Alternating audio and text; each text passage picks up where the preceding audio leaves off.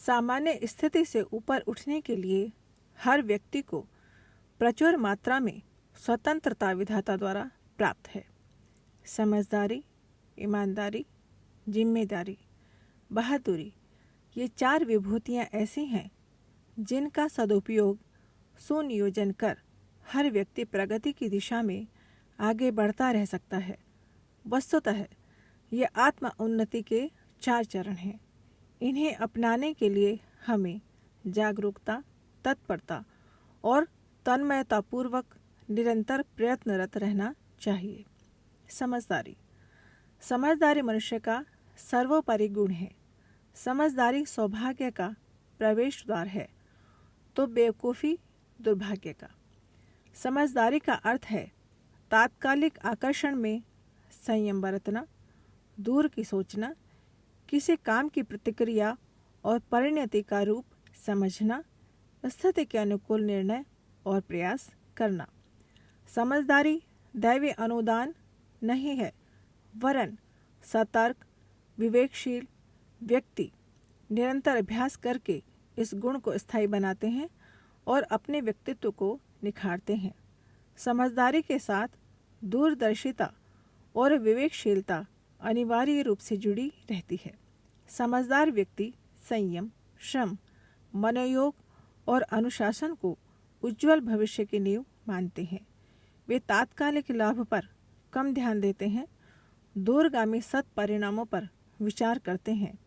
इसीलिए समझदार व्यक्ति समुचित सतर्कता, तत्परता और तन्मयता से अनेक उपलब्धियां पाते ही चले जाते हैं। इसके विपरीत समझदारी से काम न लेने वाले व्यक्ति तत्काल के लाभ को देखते हैं और यह सोचते ही नहीं कि भविष्य में इसका क्या परिणाम होगा। जब उनकी जल्दबाजी, अदूरदर्शिता का परिणाम सामने आता है तो उन्हें दुख ही दुख सहन करना पड़ता है। उतावले, अस्थिर, आलसी, प्रमादी, समस्त सुविधाएं होते हुए भी धूर्तों द्वारा ठगे जाते हैं और ठोकरें खाते हैं, निरर्थक श्रम करते हैं, कष्ट सहते हैं, उपहास सहते हैं, तिरस्कार पाते हैं और हर प्रकार से घाटे में रहते हैं। छोटी बहन के साथ एक लड़का घूमने निकला। मार्ग में नटखट बहन ने एक अमरूद वाले को धक्का दे दिया। सारे अमरूद कीचड़ में गिरकर बेकार हो गए। लड़का अमरूद वाले को लेकर घर आया और माँ से अमरूद वाले को पैसे देने के लिए कहा। माँ बहुत झल्लाई और पैसे नहीं दिए तो उस लड़के ने अपने नाश्ते के पैसे देकर दंड की भरपाई की और खुद 1.5 महीने तक नाश्ता नहीं किया। यही बालक आगे चलकर नेपोलियन बोनापार्ट बना। ना समझे जीवन के अनेक क्षेत्रों में देखी जा सकती है। विद्यार्थी जीवन में कुसंग में फंसना, आवारागर्दी करना, दुर्व्यसनियों के साथ रहकर नशेबाजी, व्यभिचार जैसे दोष दुर्गुण अपना लेना, चटोरापन, उधार लेना, फैशन और ओछापन, ये सब नासमझियाँ ही होती हैं। समय रहते यदि व्यक्ति समझदारी से काम नहीं लेता तो फिर हाथ मलने और अपनी भूल पर सिर धुनकर पछताने के अलावा कुछ शेष नहीं बचता। जैसे मछली थोड़े से आटे के लिए प्राण गंवा देती है, वैसे ही नासमझ व्यक्ति थोड़े से प्रलोभन के लोभ में अपना अमूल्य जीवन नष्ट कर देते हैं। यदि व्यक्ति थोड़ी सी समझदारी से काम ले तो वह इंद्रिय संयम, समय संयम और अर्थ संयम अपनाते हुए उन दुर्गुणों को सरलतापूर्वक दूर कर सकता है जो उसकी जीवन संपदा को नष्ट करते हैं।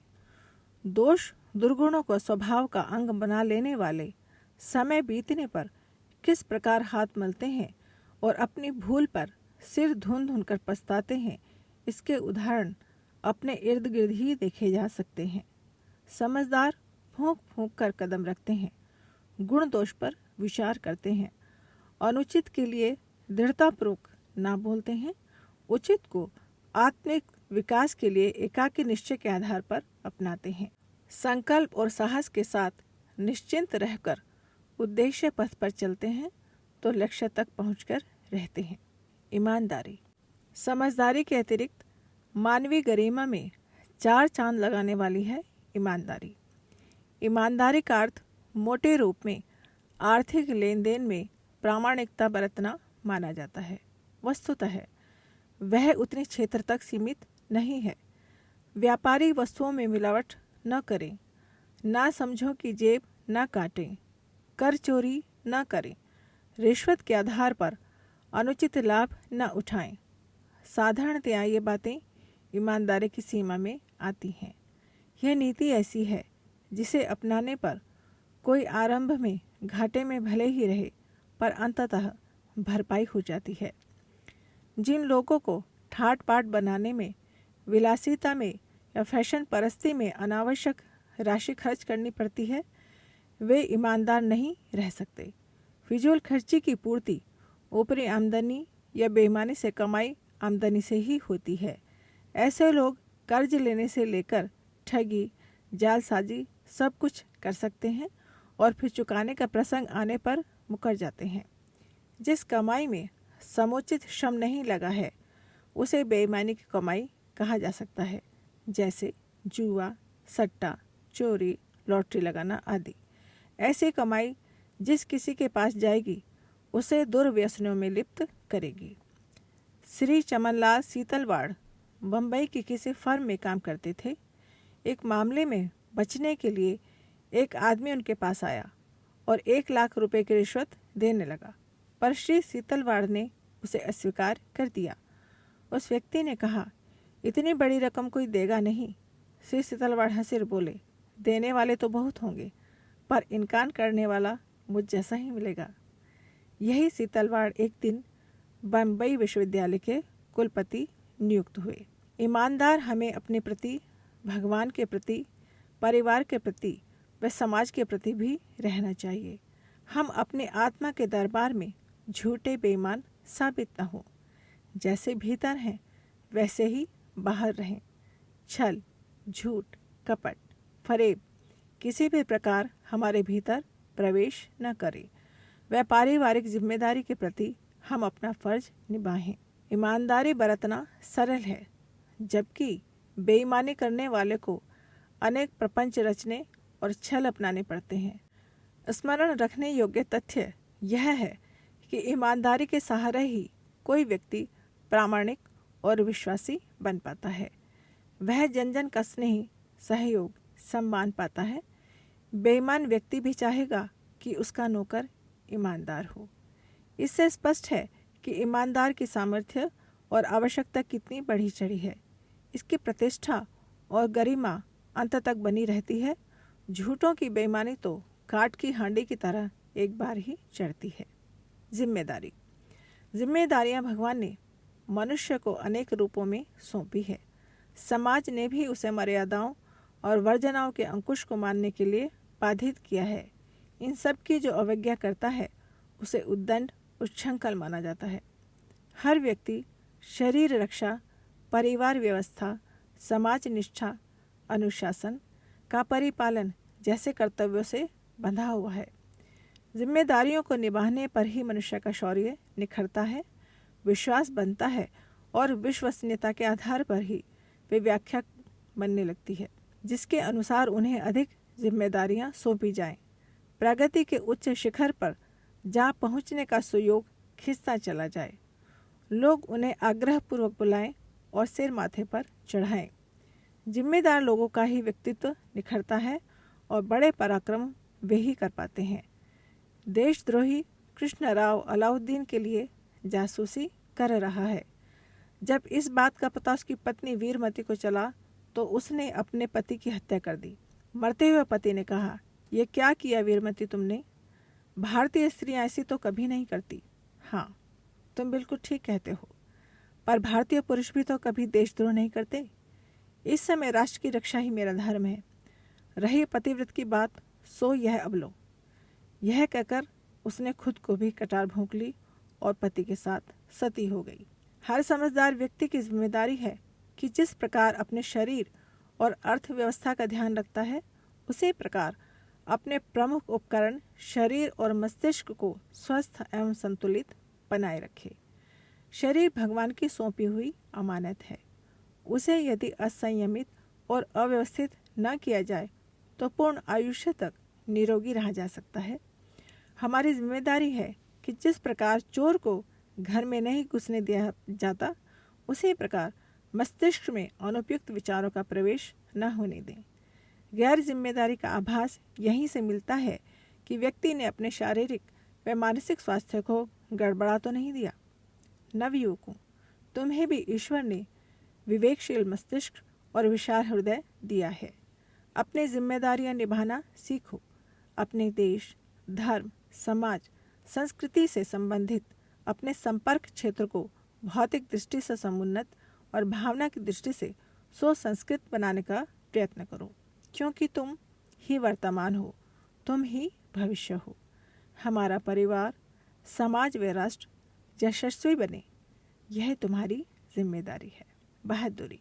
समझदार, ईमानदार व जिम्मेदार होने के साथ साथ मनुष्य को बहादुर भी होना चाहिए।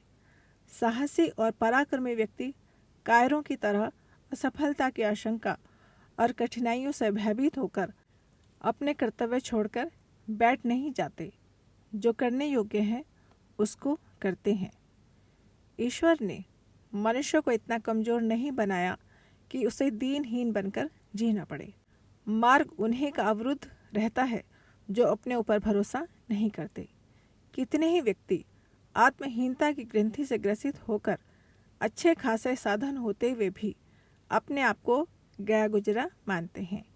इस प्रकार के लोगों को ऐसा अभागा जानना चाहिए जिसने दारिद्र्य को निमंत्रण देकर बुलाया है और अपने सिर पर बैठा लिया है। बहादुरी इसी में है कि अगर तुम्हारे पास अल्प साधन ही हैं तो भी अपनी लगन, हिम्मत और मेहनत के बलबूते ऐसे काम कर दिखलाओ जिसके लिए लोगों को आश्चर्यचकित होकर दांतों तले उंगली दबानी पड़े। हेलन केलर अंधी, बहरी, गूंगी तीनों ही व्यथाओं से पीड़ित थी, पर अपनी सूझबूझ और संकल्प बल के सहारे शिक्षा प्राप्ति का कोई न कोई तरीका निकालती रही और बुद्धि कौशल के सहारे सफल होती रही। उसने अंग्रेजी में एमए किया, साथ ही अन्य भाषाओं लैटिन, फ्रेंच, जर्मनी आदि में भी प्रवीण थी। घरेलू काम भी भली भांति कर लेती थी। उसने कुशलता का उपयोग अपने लिए ही नहीं किया, वरन अपंगों की शिक्षा तथा स्वावलंबन के लिए सारे संसार में भ्रमण करके करोड़ों रुपया एकत्रित किया। उनकी विद्या से प्रभावित होकर कितने ही विश्वविद्यालयों ने डॉक्टरेट की मानद उपाधि दी। लोग उसे देखकर संसार का आठवां आश्चर्य कहते। स्मरण रहे, बुराइयां संघर्ष के बिना जाती नहीं और संघर्ष के लिए साहस अपनाना अनिवार्य होता है। सभी जानते हैं कि बहादुरों की अपेक्षा कायरों पर आतताइयों के आक्रमण 1000 गुने अधिक होते हैं। कठिनाइयों से पार पाने और प्रगति पथ पर आगे बढ़ने के लिए साहस ही एकमात्र ऐसा साथी है जिसको साथ लेकर तुम अकेले भी दुर्गम दिखने वाले पथ पर चल पड़ने और लक्ष्य तक पहुंचने में समर्थ हो सकते हो। पुस्तक का नाम सफल जीवन की दिशाधारा।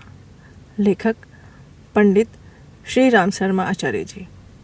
अगर आपको हमारी यह वीडियो पसंद आई हो तो इसको लाइक करें, कमेंट और शेयर ज़रूर करें और हमारे YouTube चैनल ऋषि चिंतन को सब्सक्राइब भी कर लें। साथ ही बेल आइकन को भी दबाएं ताकि आपको आने वाली वीडियोस की नोटिफिकेशंस मिलती रहें। धन्यवाद।